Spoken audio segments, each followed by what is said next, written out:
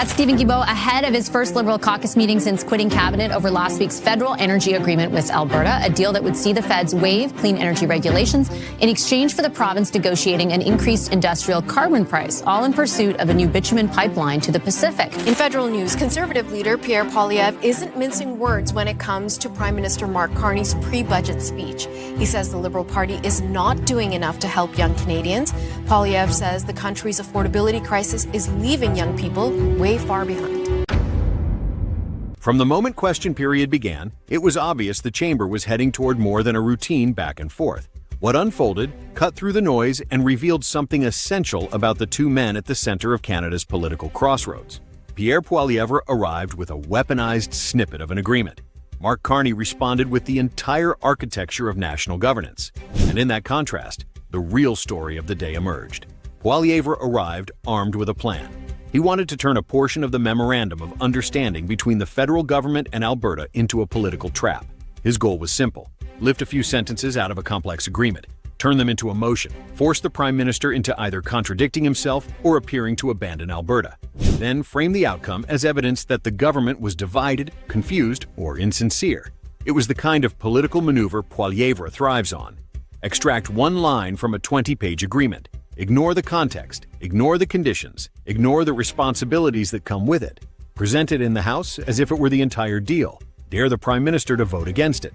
But today, that tactic fell apart. Not quietly, not gradually. It collapsed in full view of the country. Carney did not take the bait. He did not accept Poilievre's narrow framing. Instead, he widened the lens and reminded the House that governing is never about isolating a few phrases from a broader framework. It is about understanding the entire package. It is about the big picture that ties emissions policy to energy development to Indigenous partnerships to economic growth, and economic growth to national climate commitments. Carney's response was calm and controlled, but it was also devastating. He walked through every component of the agreement Poilievre left out: the strengthened industrial carbon price, the commitments to methane reduction, the path to net zero, the modernization of provincial power grids, the consultation obligations for Indigenous nations, and the integration of clean technology into Alberta's long-term economic strategy. It became clear very quickly that Poilievre was picking the parts he liked and discarding the rest, and Carney did not hesitate to highlight that contradiction. He reminded the House that building a pipeline in 2024 is not something a government can do in isolation. It is not only about steel in the ground, it is about environmental approvals, constitutional obligations, regulatory frameworks, bilateral negotiations, emission standards, and the long-term credibility of Canada's climate plan. A government cannot support a pipeline but ignore the climate commitments that make that pipeline viable in global markets. That is the point Poilievre hoped would remain invisible. Carney made it the center of the debate.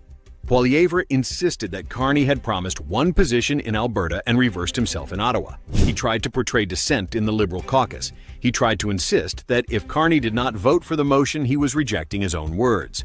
But what he presented was only a fragment of the agreement, separated from the conditions that define it. Carney's metaphor drove the point home.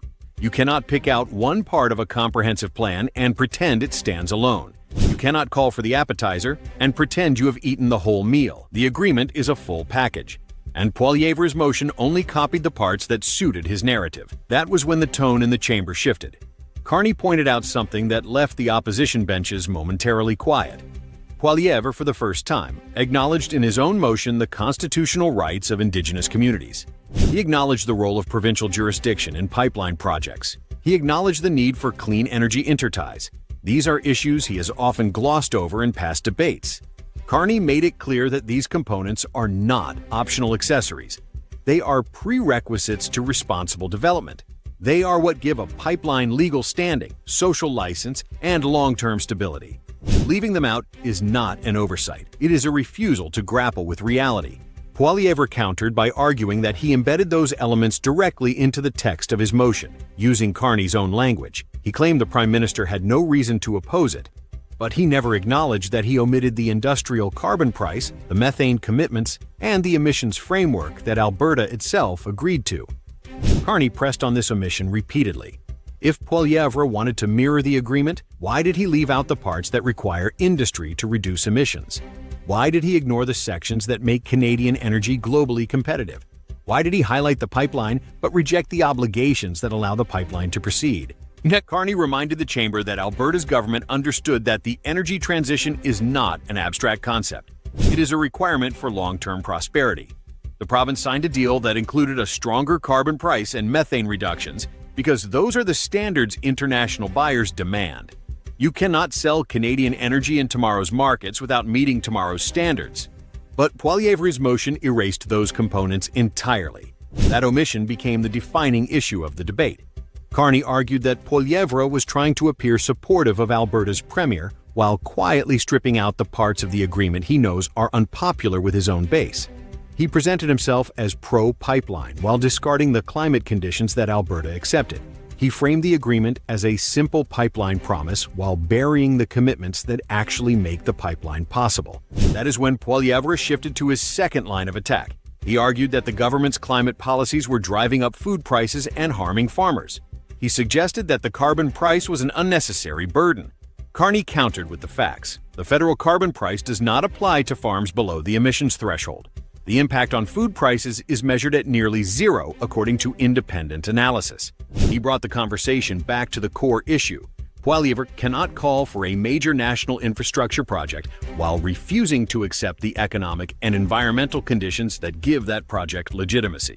He cannot champion Alberta as a partner while stripping out the commitments Alberta negotiated.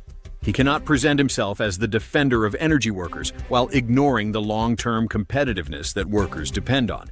As the debate continued, Poilievre returned to his original framing again and again, but the repetition only underscored how narrow his argument was. Carney's responses consistently drew the debate back to the whole picture: the constitutional framework, the climate obligations, the provincial partnerships, the Indigenous consultations, and the economic realities that ground any major energy project. By the final minutes of question period, the contrast between the two approaches was unavoidable. Poilievre was performing for a headline. Carney was governing. Poilievre was isolating fragments. Carney was linking the pieces. Poilievre was playing a short game. Carney was outlining a long-term strategy. Canadians watching the exchange did not see two leaders arguing the same point. They saw two completely different understandings of what leadership requires. One relies on selective excerpts and rhetorical traps. The other relies on the full complexity of national policy. Carney exposed the limitations of Poilievre's approach by refusing to play within the boundaries Poilievre set.